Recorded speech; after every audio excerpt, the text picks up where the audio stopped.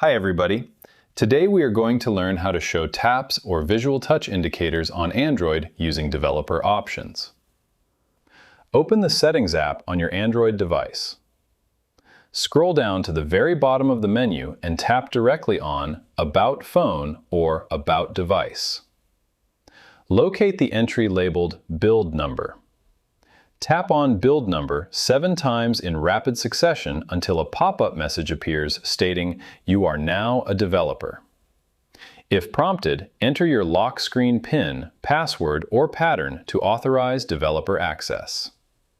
Go back to the main settings menu, scroll down and tap on System or look for developer options directly.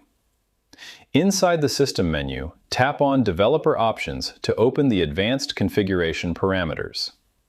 Scroll down through the options until you reach the section header labeled Input. Locate the toggle switch labeled Show Taps or Show Touches. Tap the toggle switch next to Show Taps to turn it on. A small white visual circle cursor will instantly appear under your finger every time you touch or swipe across your display screen layout, making it perfect for screen recording and video tutorials. And that's it. I hope it helps you on your current and future project. Thank you for watching.